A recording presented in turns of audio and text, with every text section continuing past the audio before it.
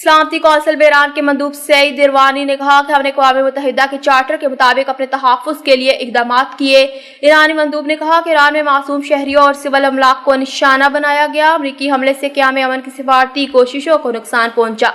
उन्होंने कहा कि ईरान के इसराइल के झूठे मौक़िफ़ पर आंखें बंद करके एतबार किया गया। इसराइल ने NPT में शमूलियत से इनकार किया। ईरानी मंदूब का कहना था कि ईरान ने हमेशा सिफारती कोशिशों की हिमायत की। हमने अक़वाम मुत्तहिदा के चार्टर के मुताबिक अपने तहफ़्फ़ुज़ के लिए इक़दाम किए। सईद इरवानी ने कहा कि इसराइल और अमेरिका ने आलमी क़वानीन की खिलाफ वर्जी की। अमेरिका और इसराइल के इल्ज़ामात बेबुनियाद हैं। अमेरिका की सियासी तारीख पर एक और सियाह धब्बा लग गया।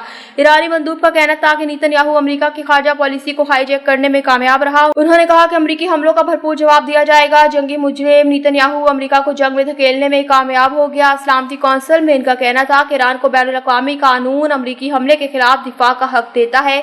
ईरान के खिलाफ तमाम अमेरिकी इल्ज़ामात बेबुनियाद हैं। ईरान को अमेरिकी जारियत के खिलाफ दिफा का हक हासिल है। ईरानी मंदूब ने सलामती कौंसिल में कहा कि ईरान के जवाब की नौइयत और वक्त का फैसला हमारी मुसल्लह अफ़वाज करेंगी।